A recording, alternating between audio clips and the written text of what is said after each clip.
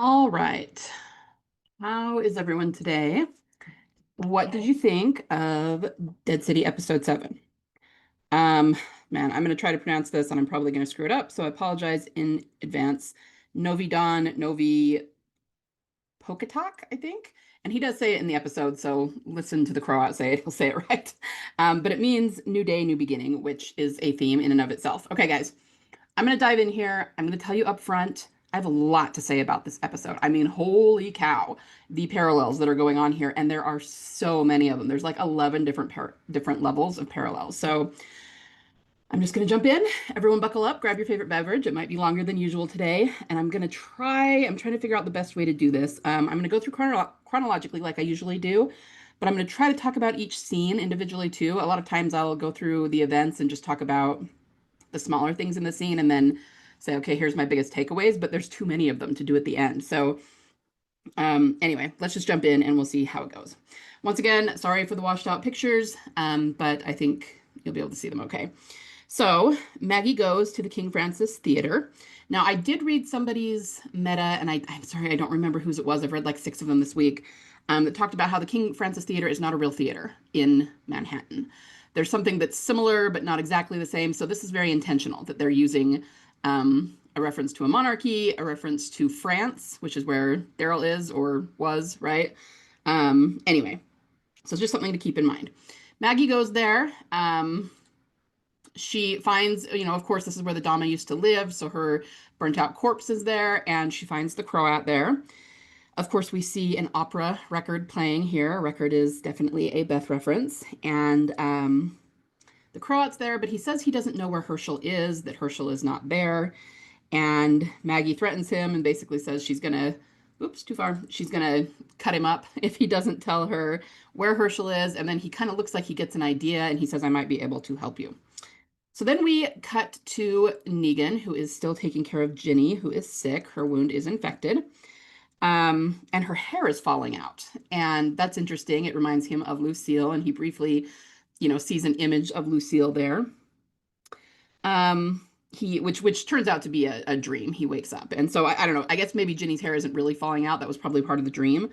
But the point is, she's sick, and in his mind, he's equating this and equating taking care of her with taking care of Lucille. So then Benjamin comes in and brings him some supplies. He found a stuffed dog, which they give to Ginny later on. So there's the serious reference for you.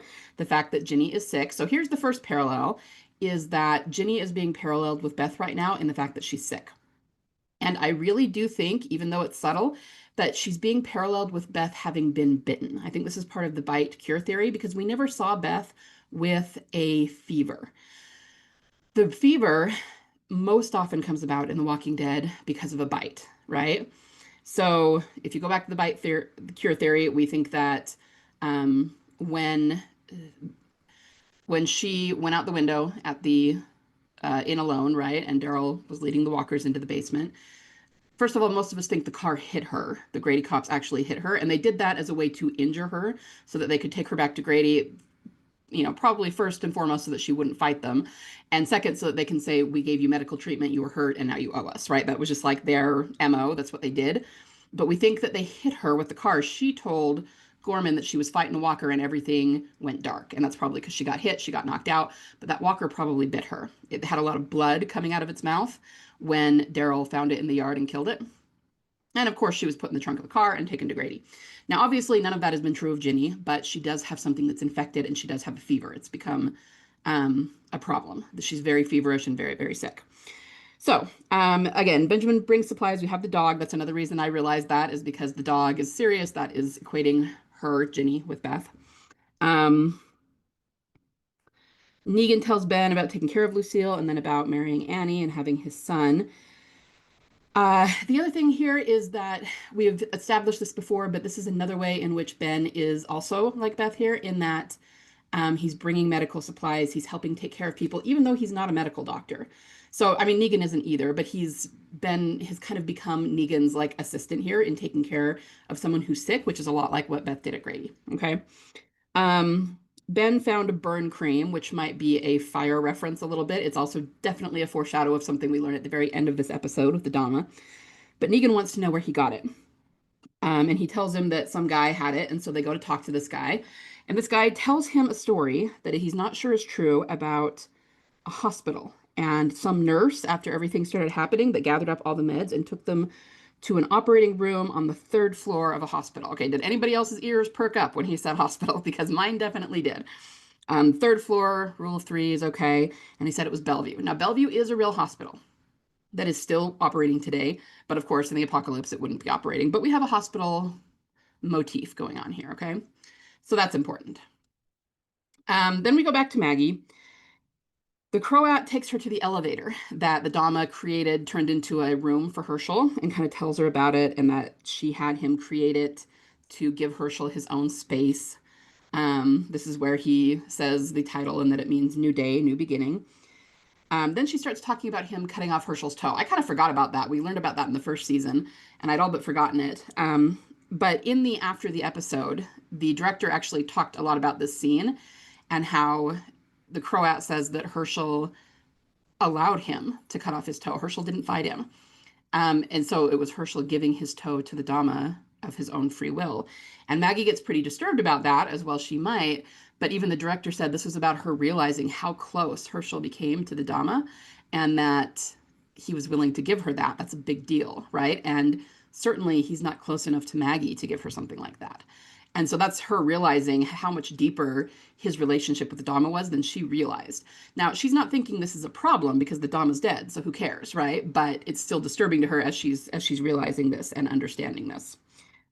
Then the Croat says there's one other place Hershel knew about that he might go. And I was thinking this was a little bit strange because we've never seen this or heard of it. He said it was a safe house and he took Hershel there once. And it really could be something that happened that was off camera and they never showed us. But I was going, we have not heard anything about that. So what's going on here, right? And as it turned out, yeah, it it wasn't what he was trying to tell her it was, but we'll get to that in a minute. So, of course, Negan wants to go get the meds or look for them in the hospital, and he's leaving Ben in charge of Ginny. Once again, Ben is going to be taking care of a sick patient in a hospital. He's going to be doing medical stuff, even though he's not a doctor, much like Beth. And Negan asks Benjamin at one point, "Why are you helping me?" Um,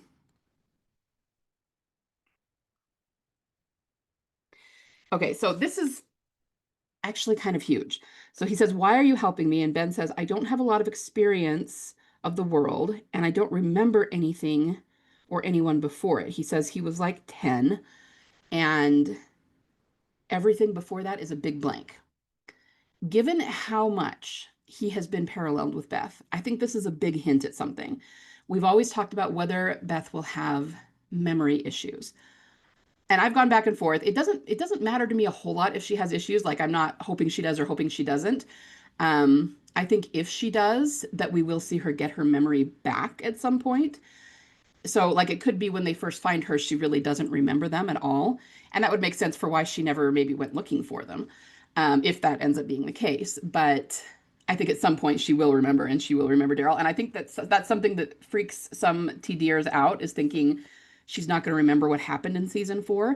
And all I'm saying is, even if that's true when they first find her, I think at some point, maybe even just seeing Daryl or seeing Maggie or whatever will jog her memory. You know what I mean? I think it'll come back to her.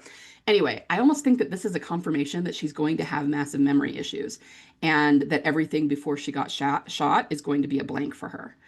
And that's why they're having Benjamin say this.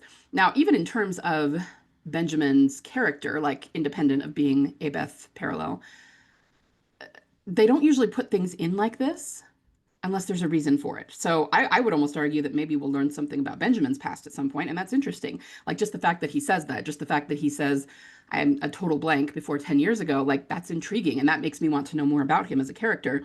But I also think this is definitely a symbolic thing. So that was super interesting. And then Negan tells Ginny that he'll be back, even though she's unconscious and can't hear him, and he gives her the dog, which again, that very much solidifies her as a Beth parallel because they're applying the serious symbolism to her. And like I said, I think it's mostly that she's sick, and I'm probably at some point she will recover. So kind of like Beth getting shot and then waking up. It's that's sort of the symbolism. But you could argue that the serious symbolism is always somebody going away for a time and then coming back. And I'm not sure if we'll see that in uh, Ginny's arc at all. I'm not sure. We'll just have to wait and see. So yeah, really, really interesting stuff here. Negan goes to the hospital. I just noticed we have like a yellow stretcher over on the right, and then there is a wheelchair, which we've seen those in symbolism lots and lots of times before, so they jumped out at me. Now, this part confused me when I was watching it first, but it becomes a lot more clear as you watch the episode. He's looking at the directory of the hospital, and it says pediatric ward. It's like, okay, why are they showing that? As it turns out, what he was told by the guy in the church was that the story says that this nurse took all the meds to operating room on the third floor. And it turns out the operating room on the third floor is the pediatric ward. So that's why they're showing this, because the operating room would have been the pediatric operating room. And of course, that doesn't become clear until he actually gets up there, which we'll see in just a minute. But it was definitely jumping out at me as something symbolic. We've seen all the child and baby symbolism around Beth. Now we have him going into a hospital to the pediatric ward. I mean, that's some pretty obvious symbolism that mirrors what we've seen in the past. Then we go back to Maggie and the Croat, and they're ascending the stairs in darkness, and there's lots and lots of tripwires. And there's one that's really complicated, and the Croat tries to disable it, so that they can get through. And Maggie does, this is where Maggie starts to act really, really strange. She starts to look down over the stairwell, and the Croat is giving this whole speech about how people always say that they have a fear of heights, but it's not really the height itself, it's the fear of the compulsion to jump. Now, that is actually true from a psychological standpoint, but it's kind of a random conversation to be having. And Maggie starts to freak out, looking over the railing. They're up pretty high, so there's a lot of stairs going down. And she just kind of starts to have a freak out here. And I was watching it and was not entirely sure why. It becomes a little bit more clear moving forward, but I think it became a lot more clear given the ending. For right now, I'm just going to say that this does remind me a little bit of an elevator shaft. It's not an elevator shaft, but it's stairs. It's things that are going up and down between floors, and just this angle where you can see it like tunneling downward. It looks, I mean, there's a shaft in the center of the spiral staircase, right? Um, we also learn as we go along that Maggie is very tired. She hasn't slept. So a lot of the reason that she's having meltdowns is because of sleep deprivation. So that's part of it. But I think there's a lot more to the symbolism here too. And it was unclear exactly what it was here. I was kind of equating it with Beth symbolism in the sense of, this also reminded me of Rick waking up in the pilot episode and he's in a stairwell and it's dark and he has like a lighter, and we always said that was a lot like Beth too, kind of light in the darkness, light at the end of the tunnel, that same symbolism. And we do sort of have this here. In this case it is very dark, but the light is coming from Maggie's flashlight, and that flashlight's going to die at some point. And massive, massive symbolism there too, but I'll wait until we get there. So I'm going to talk more about what this means at the end, because at this point I wasn't entirely sure where they were going with it, but there are parallels here, right? And then at one point Maggie gets so freaked out that she steps back and steps on one of the wires, and this spiky metal thing swings down. Thankfully it doesn't hit her, but that freaks her out even more. And then she points out that something's wrong about what the Croat is saying, because she says, "You're really telling me my son got through all of these traps when we're not doing so well here?" And he says that she underestimates him. Now, of course, in this moment, he means he's telling her that he thinks Hershel is smarter and better able to survive than she gives him credit for. But this is actually a foreshadow of where this is going at the end, that she's underestimating Hershel and specifically his relationship to the Dama. So then they move into this maze of cubicles. This kind of made me laugh because I used to work at a place that had these exact dividers for cubicles. So it's funny to see them in Walking Dead world with blood all over them. But of course there are walkers in here, and it's going to be a little bit of a maze to get through. But I do also think that this is symbolic of what Maggie's going through. It's a maze. She doesn't know where she's going. She's tired. She's falling asleep on her feet, and she doesn't know what's at the end of it. And she's actually with someone who has been her enemy up to this point. So it's just a really dangerous, crazy situation, and she's just trying to make her way through it. So Negan gets up to the third floor. This reminded me a lot of the hospital that Rick wakes up in. But the other thing I want you to notice is the yellow cast. It is because sunlight is coming in, so it's not like an artificial yellow light, but I do think they filmed it this way on purpose. They put a filter or something on it to make it yellow, which is very Beth reminiscent. They didn't have to make it that. They could have made it dark. They could have made it blue. They could have made it green, and it's very, very yellow. Okay, here's the next big one. Negan hides in this room to wait till the walkers go past. This, with him looking out the window, I pointed this out many, many times, is a Grady thing. Okay, so there were several times we saw it. The very first one that I know of is, and I really need to go back and see if they did anything like this in the pilot episode, but even if they didn't, it's probably because they hadn't really established the symbolism yet. Um, in season 4, in episode, it probably would have been 6, because it was one of the governor episodes, and I think it was the first one. The governor goes to get oxygen tanks for Tara's father, who needs them. And he goes into, it's not a hospital, it's like a convalescent home. And we see this exact thing of him looking through a window like this. And it's always the same kind of window. It's a small window in a door that has this diamond. It's not really glass. It's like really heavy plastic, plexiglass, something like that. And it's common to hospitals, right? To medical places. They always have this. So the diamonds are a big deal because we saw diamonds around Beth, right? We saw the diamond on top of the table in Still. Um, anyway, so the governor looks through it. And then what really struck me and how I figured this out is that in Coda at Grady, when Daryl and Rick and their group are going, when they reach the 5th floor, Rick looks through a window like this into the hallway where they're going to do the prisoner exchange. And it just pauses on him staring through the window. And it looks exactly like this. It's a little bit more front on, the shot is, but it's him looking through the window with the diamonds on it. Okay. And that was the exact same thing as the governor. So that just made me realize the governor's sequence there was a foreshadow of Grady. And that's actually where we also got the blonde walker tied into a yellow wheelchair that had, oh, what do you call it? Like I'm blanking on the word now, but it looks like she has wounds on her feet that look like Christ wounds because stigmata. There we go. I couldn't think of the word stigmata. She has stigmata injuries on her feet that look like Christ's feet that were nailed. So if that was a parallel to Grady, then that just went to show that Beth was the Christ figure and it just all works together, right? So all I'm saying is that we have the same thing here with Negan, and this is very, very obviously a Grady parallel, okay? So everything here we can kind of parallel to Beth and to Grady and maybe even look for foreshadows.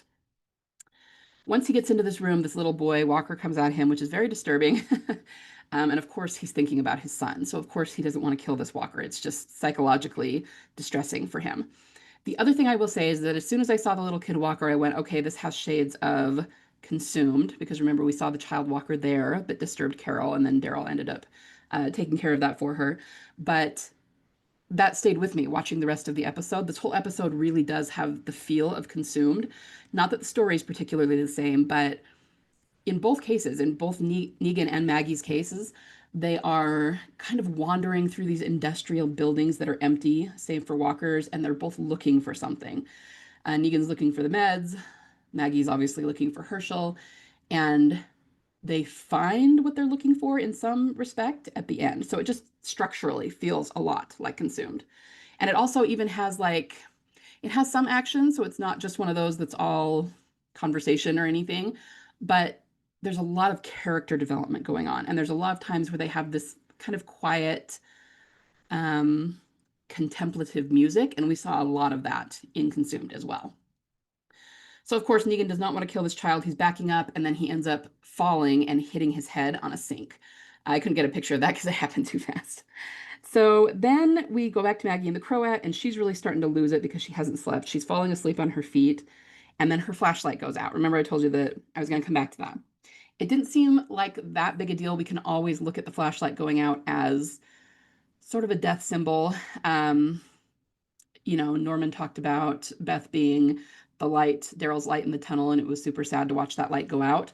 And this it's not exactly the same thing. It's a flashlight that just loses its juice, but still, we can kind of draw a parallel there. So she loses track of the Croat. He goes out ahead of her. She gets attacked by walkers. She kills several of them, but she's just really losing it here and falling asleep. And then he does come back to get her, and then she passes out, right? Negan wakes up with the little boy walker on top of him. Now, he actually sustained, it doesn't go into a lot of detail, but he sustained a pretty serious head injury here.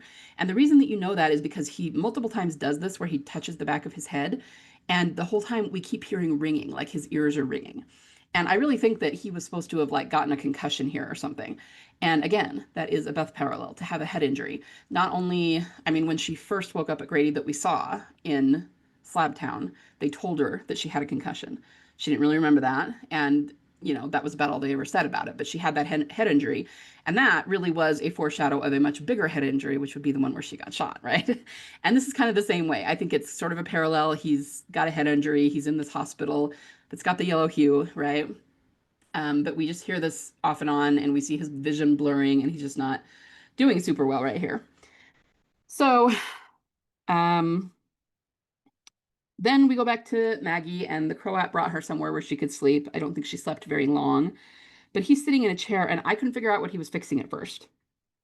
He talks about a diode and the flywheel, and that it's just a matter of fixing broken cogs. Now, if I had waited a little bit longer, I would have been able to figure out that was, but I paused it and I put those into Google and it popped up with, oh, the thing that has all of those is a manual flashlight. And I was like, oh, okay. So the Croat is fixing her flashlight. And then just if I had finished watching the scene, he hands it to her. So I would have figured it out anyway.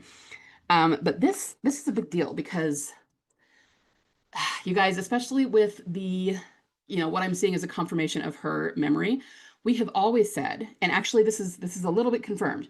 This reminded me, I guess I should start where I'm at here. This reminded me of Daryl fixing the music box, right? The Croat is fixing Maggie's flashlight. The flashlight went out, the music box stopped working. So we always saw that with Daryl fixing the music box as him fixing Beth. And the reason that that's confirmed, I mean, first of all, because it's a music box. Beth was the musical person, right? Coda. And she was the songbird. And then the fact that it was broken, I've told this story many times that I really got super on board with Team Delusional after 510 with the music box because as soon as Carl handed it to Maggie, I knew that that was a symbol for Beth. I could just tell. I was like, okay, I'm seeing this as though I'm reading it in a book, okay? Because it was musical and because it didn't work. And I was going, okay, this represents that Beth has, quote unquote died. And so she's not working anymore in terms of what Team Family thinks. And then Daryl fixed her, and a lot of people saw that as Daryl fixing Beth, but in the commentary for that episode, Sonequa Martin Green said that. She said something like, oh, he fixed little Beth. And so we went, aha, so she's confirming. I'm telling you, the actors know what the symbols are, guys. They don't ever say it because they're not allowed to, but they know. She's confirming that the music box is Beth. And then the music box woke up and I went, okay, Beth will be back. It just showed me that the music box is going to get resurrected, right? This reminded me a lot of that. So once again, we have the flashlight, which is the light in the dark. It goes out, which is a symbol of death. The Croat fixes it with cogs. It was the cogs, him talking about the cogs, because a music box, they're not, I don't think you would call them cogs in a music box, sort of that, but you have the gears that go together to create the music. So it's similar. And the other thing is that in a battery powered flashlight, you wouldn't have those parts. It's only in a mechanical one where you have to wind it up that you would have those parts. So again, they're very intentional with the objects that they're using here. Anyway, so he fixes this and hands it back to Maggie, and then it turns on. And it specifically, I don't think I got a picture of this, but it specifically shows her, turning the light on and off in her hand, which was partly a foreshadow of her finding Hershel because that was their symbol, their signal to turn the light on and off like that in their hand. But I also think it was trying to show symbolically that the light had turned back on. This was like a resurrection moment. And so, like had started to say, especially with what I'm seeing as a confirmation of maybe Beth having a complete blank for her memory when they find her, Daryl fixing her is going to be Daryl bringing her memories back. He's going to quote unquote fix her so that he can bring her back to Team Family and she'll remember them. Because at the beginning, she's going to be quote unquote broken because she can't remember anything. So I really do think that's what they're telling us with the symbolism. And that makes me really super excited, actually. I think that's going to be fun. All right, so here we are. He said he feared it was the diode. It was actually the flywheel.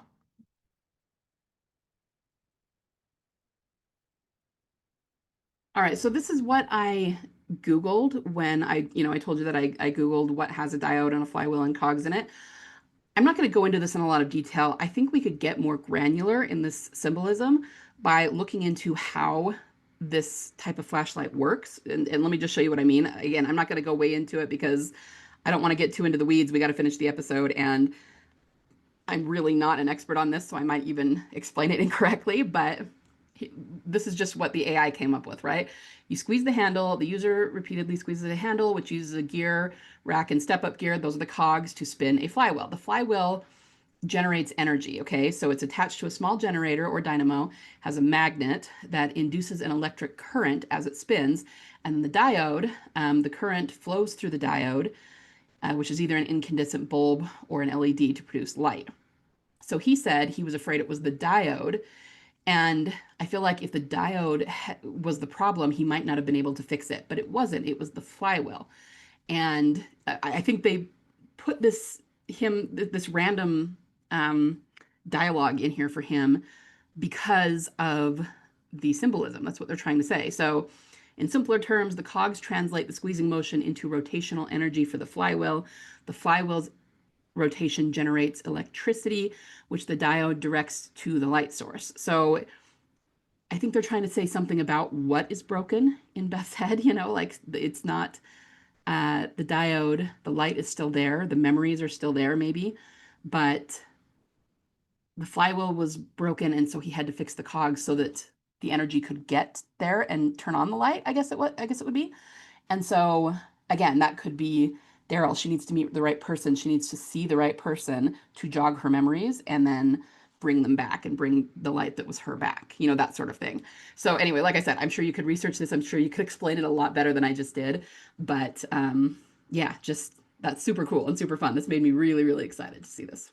Sorry. One other thing that he says here while he's fixing the flashlight, he said, nobody believed in this path for me, meaning engineering and science. This is something he's actually really good at. And we haven't seen him do this. Like, it's kind of ridiculous that he has this skill and he's not using it in the apocalypse. And but he said that nobody believed in that for him, except for his mother. And she said, Mile, which is his first name, I know you. And he says, she was my protector, like you and your son. You must have had a good model. And then Maggie said she died when I was young, which sent my dad to the bottle. And he talks about maybe going back to Croatia and maybe his mother and him will meet again. So the other thing I thought of here, and I have not realized this before now. This was a big light bulb moment for me. The Croat is actually being really heavily paralleled with Daryl here. And it's understandable why that didn't occur to me because the Croat really seems nothing like Daryl, right? He's kind of a wuss. And obviously Daryl is not. But in talking about his mother, now it's going to get a lot heavier in the next scenes. But what I will say is that the Croat is not being paralleled to Daryl in the current timeline, the season we're in, or even in season 4, it's being paralleled to Daryl before he met Rick and somewhat in season 1. So I will come back to that. But this is where it started, him talking about his mother believing in him. Okay. So then we go back to Negan. Yeah. Tell me this dormant child walkers thing was not the creepiest thing you've ever seen. He's trying not to touch them. So these are more of the dormant walkers who will wake up if there's noise, but they are dormant. But they're all standing up, and that's what's creepy about it. And some of them even seem to follow him with their eyes. So it's like, oh, wow. Okay. So some things to notice in the background. There were some clocks. And I'm not paying as much attention to the hour on the clock because they're all kind of different. But look, the minute hand is between 4 and 5, which we saw in Stilltown. We've got a tiger on the wall, which might be a throwback to Shiva. Especially this, it's like the walkers were almost following him with their eyes, but not moving. I looked up right when it showed this part and I was like, oh, this is creepy. Of course, he's trying not to touch them and wake them up. You can't really tell what that clock is there. But as he's going out, then we have a 9:10 clock, and we've seen the second or the minute or second hand, either one at 10 before. I don't think I got another picture of this, but there's just a lot of things in the background on the walls. There are bears, there are dogs, there are turtles. What else was there? I mean, just like a lot of symbols that we've seen before. So take a look at the background of this particular scene because there's quite a lot there. Oh wait, here we go. See, we've got a turtle here. I think that's a turtle. I'm sorry, it's so blurry. This is an elephant. So yeah, just lots of things like this on the walls. I didn't think I got a picture of that. So then he finally gets into this room, this operating room. And this is another one that I think the symbolism is really heavy here, but I'm not entirely sure where they're going with it, but I will talk about it more. So there's a lot of holes in the sheetrock as though someone was digging through the walls. And then he sees this, and I'm not entirely sure what this is. It looks like rungs of a ladder, but I actually think it's some sort of piping. And then it pans down and we see this body at the bottom of it. And there's, obviously blood everywhere. It's kind of gross. It's kind of in pieces. But it seems like somebody, whoever this was like clawing at the walls trying to get out of the room. So here's another picture of the room, and you can see around Negan, there's all these holes in the walls. And then he actually makes a hole in the wall and puts his head through in the next scene, which I'll show you. And I think really in doing that, he's just trying to figure out what was going on and what this person was looking at or looking for inside the walls. And there doesn't really seem to be anything. So again, I'm not entirely sure what the symbolism is about, but I think it might be psychological and it might be part of the imprisonment theme because it seems like the situation is that somebody felt like they were trapped in this room and were trying to dig their way out, and then they died in the room. Now, we've seen this theme a lot throughout the story, including with Beth. Noah said they were trapped, and she said, we're not trapped. The reason that this jumped out at me this way is because the door was not locked. Negan just walked in, right? And there was nothing in front of the door, nothing like that. And that reminded me of Morgan's episode with Eastman, sorry, called Here's Not Here. Remember, he was in the cell in Eastman's cabin, and then Eastman told him the door wasn't locked. He could get out anytime he wanted. And he did get out and attack Eastman, but then after a minute, he went back in and shut the door. And that was super interesting psychologically because it just shows that we tend to be more trapped in our own minds than we actually are in reality, and that's kind of a psychological truth. And so this could represent how Negan is trapped in his own mind, the things that he's dealing with, which we see when not too long after this, when he starts seeing people from his past. But then we also have like during All Out War when Daryl finds the handcuffs and the dog food, the fact that this is a Grady parallel and Beth was a prisoner at Grady, you know what I mean? It all kind of works together. The other thing that strikes me is that this actually is the operating room. You can tell by the lights that he saw, they were operating room lights. And he went in there looking for the meds because this is where the guy in the church said the stories said that they were taken. So the operating room, the guy in the church said lots of people have gone looking for it and most haven't come back. Now, from a realistic standpoint, there could be any reason for that. A lot of them maybe didn't even make it to the hospital. A lot of them got sidetracked. A lot of them made it there, couldn't find anything, tried to get back. Walkers got them. And it could be anything. But I think the operating room represents the trap in your own mind and people don't come back from it, right? And this person was trying to get out, but the door wasn't locked. They could have gotten out, theoretically, right? So really interesting symbolism here. But then it goes to Maggie trying to get across the sky bridge. And this was a really exciting sequence. It was crazy suspenseful. But poor Maggie is just really losing it here. So she ends up, oh, so she kind of, this part, you can't really tell. It actually made me kind of nauseous to watch this because it was making me tired watching her falling asleep on her feet. I was like, oh man, this is making me want to go to sleep. And then she sort of staggers to the side and then it shows her from underneath and they twist the camera in a circle and that actually made me dizzy. So it was filmed very effectively. But then a walker hits her. She ends up on the ground. This is another shot. So I think I have her, yeah, she turns around and looks down and this is what she's seeing. And this is another shot that makes me think of her looking down that shaft, in the spiral stairway.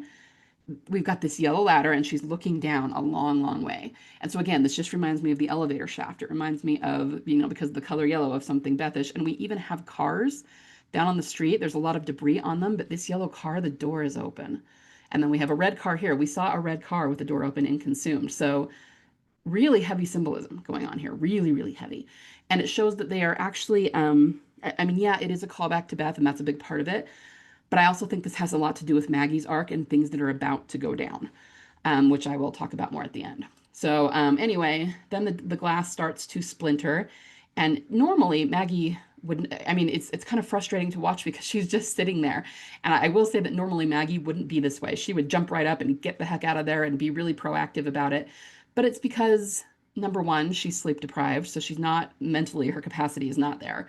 But I also think it has to do with what she's learned about Hershel and how upset she is that Hershel, that things got away from her with Hershel a lot more than she realized. And he was very close to the Dama, hearing that he gave her his toe willingly, things like that. Like that's really upsetting her. And it's screwing with her head big time. And then on top of that, being sleep deprived and everything. So she really has a meltdown here. Everything's splintering. The walker grabs her foot. That one's especially blurry. And then it really looks like she's gonna die. The Croat gives her a ladder, which actually does save her life. I know that we've seen ladders before. I couldn't remember specific times that we'd seen them. I know that in season 6, it was probably episode 8 because it was when the church fell and all the walkers got into Alexandria and she still did not know yet whether Glenn was alive. We saw her climb a ladder to get up on a scaffold and there was a red and a green wire, which is the red and the green is death and resurrection, right? So we've seen ladders, I think, among multiple characters and arcs. And it's like sending someone a lifeline and helping them. And that's exactly what happens here. He gives her the ladder, she grabs onto it, and then the glass falls out beneath her feet. And if she hadn't been holding onto the ladder, she probably would have fallen. But the walkers fall and she pulls herself up. So then this is Negan. When I said he makes a hole in the wall and looks through, and there doesn't seem to be really any purpose for this other than he's probably trying to figure out what this person was looking for, if there's anything significant in the walls. The other thing that you actually could equate this to, and I don't know if this is what they're going for, but it did kind of remind me of that episode that Connie and Virgil were in, where they were in that house with they were people who acted like walkers who were trying to get them, right? It was like this horror movie episode, which was really fun. It was really cool. But those people very much moved around in the walls. So this reminded me of that a little bit, but I don't know if that's 100% what they're going for. But then Negan sees someone jump down and run, and he follows them, and it turns out to be his wife, Lucille. And of course, this is his real life wife, Hillary Burton. So this was kind of fun. And it's actually a really sentimental scene. Negan gets upset, and we do kind of learn some more of his thoughts about what he's dealing with. He feels like he failed his first wife. He feels like he failed his second wife, like what he did was just not enough, even though she's telling him that it is. Eventually, she turns into Annie, and we do see his son. So, it's understood that he's seeing this. This is not real. And again, it's probably coming from the fact that he hit his head. But then, interestingly, Annie turns his head toward. At first, I thought it was an outside. The walker was outside, but it's actually just another room, and there's a walker in there, which is a lot like Consumed as well. Daryl and Carol saw it was a parent and a child walker that they were just in a room within the building. They weren't outside. Same thing here. So he opens the door and he kills the walker, and there's a machine in there. Again, we've got the yellow cord. It reminds me of Grady. It looks like that. I wasn't sure what it was at first, but it does tell what it is at the end. Let's see. What about this scene? I'm just looking at my notes here. Oh, Lucille is wearing a green hoodie, which I think is interesting. I think I've said before that I've always had this headcanon about someone sort of helping Daryl from a distance who's wearing a hoodie so he can't see who she is, especially if it obscures her hair. And that actually did happen here. Like you couldn't see that this person had purple hair until he pulled her hoodie off. So he wouldn't have even thought that it was a woman, much less Lucille. Um, I think that's about what I have to say about the scene. So then we go back to Maggie, and she finally, even though she suspected it before, she knows now that the Croat lied and this was never a safe house. So it was definitely off, from the beginning. But this is someplace that he stayed for a while. It wasn't necessarily his apartment before the turn because he talks about how he didn't get to the island, shipwreck on the island until after the turn happened. But he obviously stayed here. And he has a picture and some memorabilia of his mother. I would assume that that's an urn with her ashes in it, but it doesn't say for sure. And this is obviously a picture of her with him when he was a baby, so it's very, very sentimental. So Maggie gets mad at him. She asks him why he brought her there. She pushes him out as though she's going to drop him out the window, and he says that he brought her there to say goodbye. So she realizes that he kind of wants her to kill him. She says, you're too much of a coward to do it yourself, but she refuses to do it. She brings him back in. But then she does put her own toes at the edge of the drop off, right? And she's looking down. And again, this is kind of strange behavior for Maggie. But it's everything I already said. It's that she's really in a dark place and she's too tired. And this is why they had the Croat talk about wanting to jump, right? It's the fear of the compulsion to jump. And he talked about then too, especially when you've lost someone, wanting to join them, right? So, I mean, especially because she feels like, and so this is, I told you there was a whole bunch of parallels going on. There is a parallel between Maggie and Negan here. They're going through similar things. So when Negan says he failed his wife and his second wife and their son, Maggie's feeling that same way, even though she doesn't say it, articulate it. She probably feels like she failed Glenn, but very specifically, it's about Hershel right now, right? Um, and I think she's feeling like if she's lost her son, because she doesn't know where he is, she doesn't know if she's going to be able to find him. She doesn't know if he's alive. And so if she lost Glenn, I mean, a long time ago, but she stayed alive because she was pregnant and she always had her son to live for, right? But if she's lost him too, she's going to be suicidal, because in her mind she's lost everybody. She lost her father and her sister and her brother and her mother a long time ago. And then she lost Glenn and now she can't find Hershel. So you can kind of see that she's just going through this. And one thing that I found to be really interesting about the scene is that she's clearly thinking about it, which is out of character, but again, for all the reasons I just said. And the Croat pulls her back. So this is something that The Walking Dead always does so well. It's usually not really black and white. It's not like Maggie's good and the Croat is evil, and therefore she needs to push him out the window and kill him. I mean, sometimes they do that with villains, but it's so much more complicated than that. You actually have a lot of sympathy for the Croat, even though he has, like I always say, he's been kind of a wuss and he's kind of a coward, and she calls him a coward right here. He's not altogether evil either, and where they are enemies, they pull each other back from the brink. And that's really interesting. I mean, this dynamic of having really uh, fully fleshed out characters, both the good people and the villains, but also having dichotomies where they have their good points, they have their bad points, and you just kind of understand both sides of things. So then, okay, so then we're going to get back to more of how the Croat is like Daryl. He talks about how um, his mother actually left him when he was a child. That happened with Daryl too, although his mother died. So she didn't just decide to leave, but he did lose her as a child. The Croat lost her because she actually left him. He says he just woke up one day when he was 12 and she was gone. And he actually uses that. So we have the just gone symbolism here. He went looking for her and looked for her for years. Okay. Beth has been gone for years, right? Daryl has been looking for her psychologically, emotionally, even if not literally, for years. And then he said, the Croat says he found her 2 days after she passed, so he was not able to see her again. And she'd been living 10 kilometers away alone the whole time. Okay, let's talk about this. I can already hear people being worried that, Daryl is going to find Beth 2 days after she actually dies. I do not think that is the case. I think that is specific to the Croat. And one thing I think you could say is you could compare it to Grady, that he found her and then, at least in his eyes, she died, right? And he did see her first, unlike the Croat, so it still doesn't match up directly. But he wasn't able to have a reunion with her, right? He wasn't able to talk to her. He wasn't able to hug her. None of that. And that's what people always complain about is he saw her in the hallway. He like put hand on her arm, and that was it. That was all we got, right? Before she got shot. But all of this could be translated to Daryl symbolically. I have had people ask me in the past because if you go back and we can loop Sophia into this too. If you go back and watch season 3, um, I'm not going to remember which episode it is.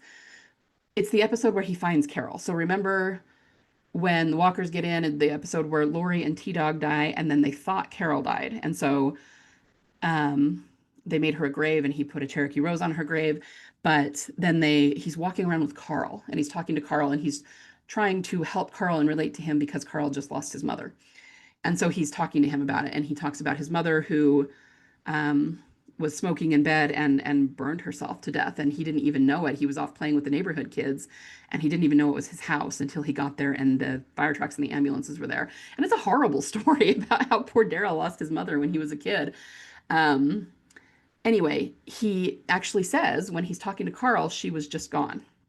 Then he says the same thing about Beth. And people go, well, wait a minute. Why is he saying that about his mother and also about Beth? And I mean, it's been a little bit hard to articulate the reason that they use that both times. And basically, what I always say is that she's just gone doesn't have to be about a romantic relationship. It can be about any relationship. We've heard people say it about other characters.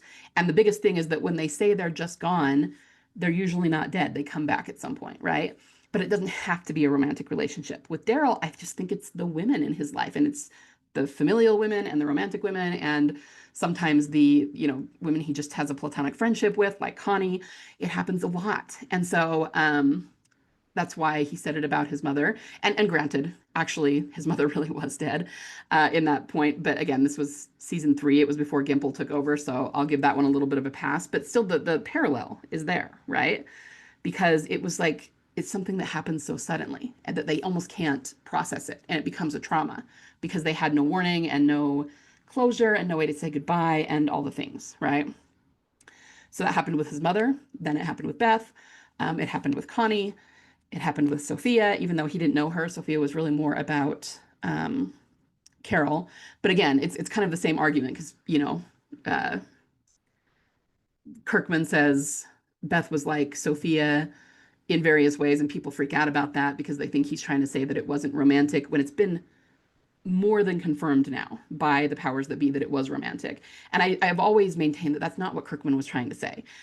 He was actually trying to say that Daryl would be looking for Beth in the same way he was looking for Sophia, but that doesn't say anything about his relationship to either one of them, right? Anyway, so the point is, this is yet another way that the Croat is being really heavily paralleled with Daryl, and not necessarily the Daryl of today. I mean, in terms of he's still looking for Beth, yes, but the Croat being who he is. Remember that at the beginning of the series, Daryl was not the most heroic person.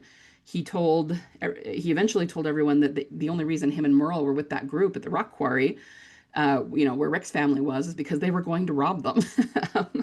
And then he told Beth in Still that he just went wherever the wind blew. He would run around with Merle and do whatever Merle said they were going to be doing that day. So Daryl wasn't really thinking for himself. Now, Merle did say that Daryl was always the sweet one. He was always the one who, like treated people better than Merle did, but he just wasn't being his own person and he wasn't being a leader.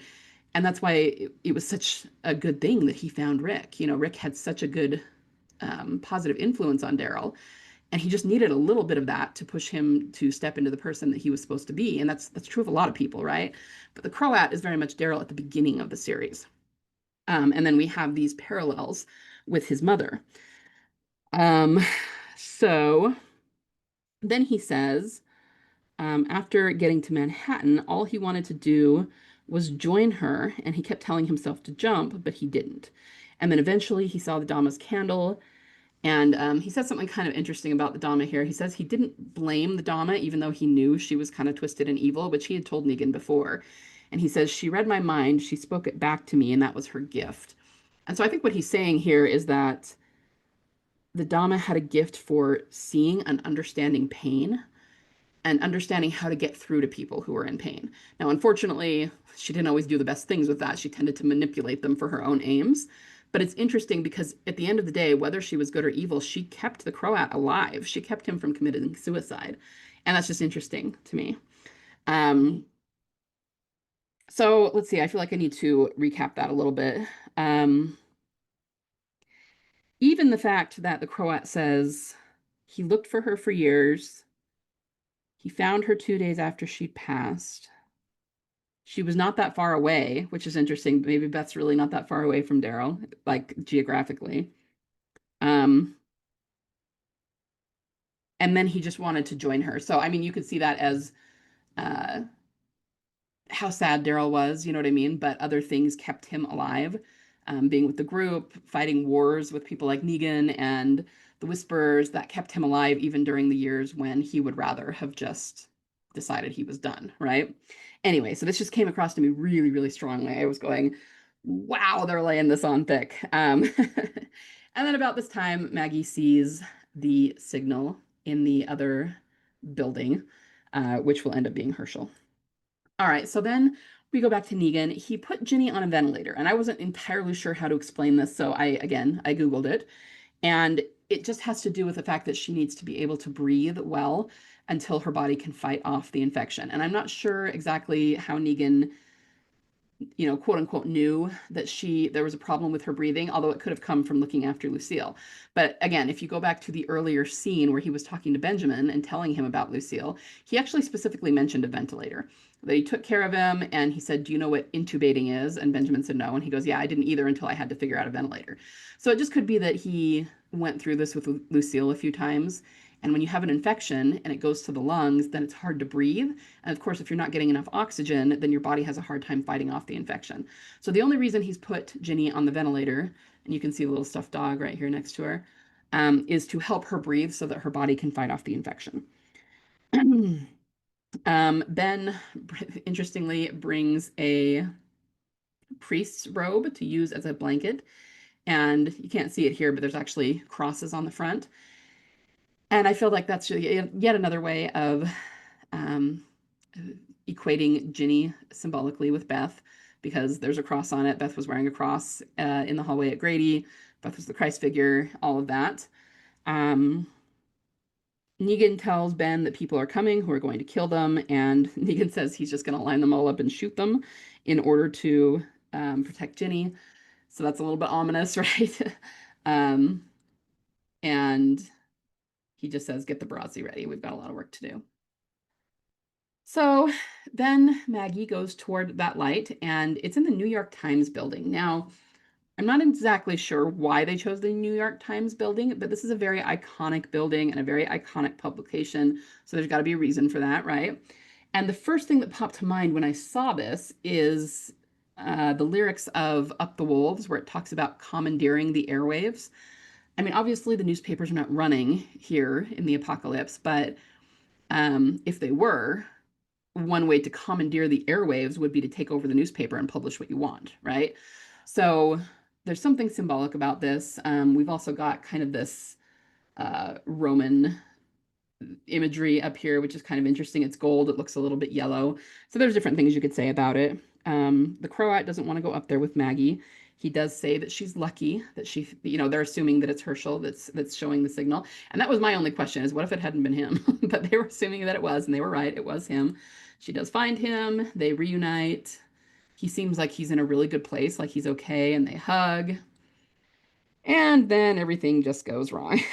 The Dama shows up, and she's alive. She faked her death and smacks Maggie in the head. Okay, so let's talk about this and everything that I kept saying about how I was going to talk about this at the end.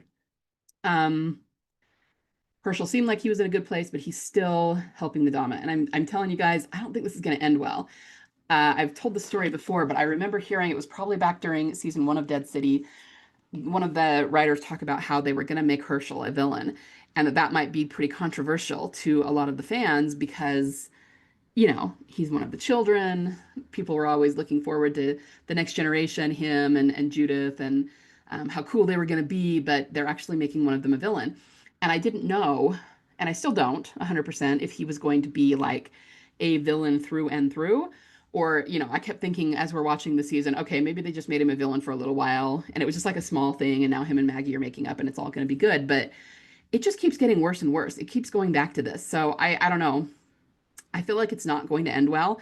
If anything, maybe he'll have like a Darth Vader arc where he will come back around to Maggie, but it might be too late by the time he does.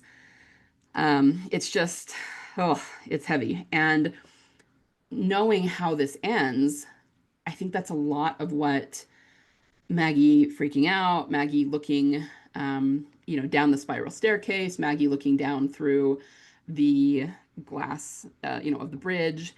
And I think this is what it's about, because I've always said that, like, when Beth went down the elevator shaft, especially when she jumps down after that and like falls on her face, um, it's foreshadowing that she's about to make a big misstep that's going to cost something, that's going to cost a lot.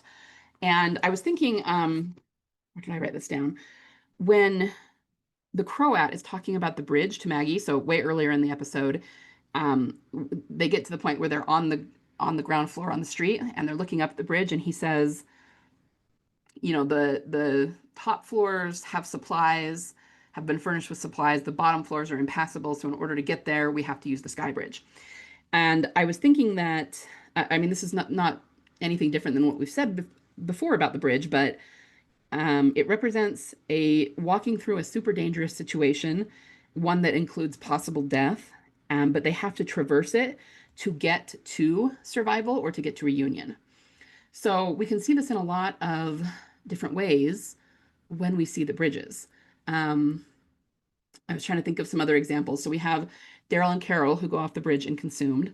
They didn't have any other way off the bridge, right? They got to the point where they were surrounded with walkers.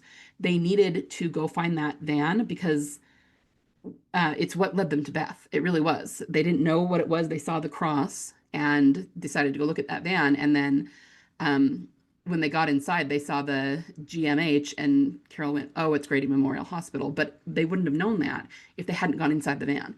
So they had to get there. They had to do that in order to figure out where Beth was. But then we have this death situation where all the walkers are coming at them and they have to drive off the bridge and hope they survive, right? But they did survive it. And it did lead to reunion eventually, even though things didn't go well. That is what helped them find Beth, right? There were plenty of other cases of bridges. There were, I was thinking of one in, oh man, what's that episode called? Oh, I think it's Always Accountable, or well, either it's Always Accountable or it's one of the ones after it. Um, Sasha and Abraham are waiting for Daryl to come find them. And Abraham goes out on a bridge and he's trying to get the walker that's hanging on the bridge. He's trying to get the cigars from him and the gun from him and that sort of thing. And it's just a dangerous situation because there's a chance he could be bitten by the walker or even fall. And that's not what happened. He ends up getting it and the walker falls. But I also think that was a foreshadow of Abraham's death. Um, then there was a bridge with Madison that was before her death fake out in Fear the Walking Dead, and she stood under it and talked about a bird. There was a whole bird analogy, but it was a foreshadow of her needing to go into the stadium because she led the walkers into the stadium so her children could escape. And she had to do that so that they could escape, and then eventually she could find them again and there could be a reunion. So you see what I mean? This is kind of how they use the bridge. And so I think that that was the case here too. I think it's symbolic of Maggie really being in a difficult situation and we have the bridge falling out from under her, and this is also why she's crying, like why she's freaking out, because like I said, it's not the most in character reaction for Maggie. You could definitely blame it on the sleep deprivation, but very often I think they have characters react in a scene so that we're kind of understanding symbolically what they're trying to say, right? So her reaction here was not just for the fact that she's literally about to die on this bridge. It was also to show that something big is about to happen, like almost like the rug is about to be yanked out from under her. And how she's going to feel about that is absolutely devastated. And I think it's pointing to what's going on with Hershel. He's trusting the Dama, he's betraying Maggie. He smiled, and I don't think he was necessarily like lying when he smiled and said everything was going to be okay. He's just 100% put his faith in the Dama. She has his hooks in him, and he really believes her. And so, like I said, the situation with Hershel has gotten away from Maggie in a way that she didn't realize until this episode. And it just got worse. So I don't know what's going to happen. Like I said, I don't think that it's going to end well. Um, but yeah, anyway, I think that a lot of what we saw with Maggie and the way that she was kind of melting down and all of the stuff from this episode was a foreshadow of this. Things are about to get a lot worse because of what Hershel is doing. Um, we could also spend just a moment talking about how the Dama faked her death. So she kind of pulled a possum, which we could equate to Beth in some way. Especially, it's interesting that it was a fire. Like I really, because remember a couple episodes ago when she died, I was like, wow, I did not expect them to kill her this early. We'll see where it goes from here. You know, sometimes they do that, but they actually didn't. It was a fake out. So we have fire, which is a Beth thing. Think the moonshine jack, and we have a death fake out, right? Her neck is burned, and she's back to do some more destruction. So this is pretty much the end of the episode. Let's try and recap here. We had Grady vibes because of the hospital. We had consumed vibes, which I just described. We have Maggie and Negan being paralleled, even though the details are different. They're going through a lot of the same things emotionally. We have Ben being paralleled with Beth. We have Ginny being paralleled with Beth. We have the hospital being paralleled with Grady. We have Negan being paralleled with Beth because of the head injury. We have the Croat being paralleled with Daryl. We have the Dama having done her death fake out.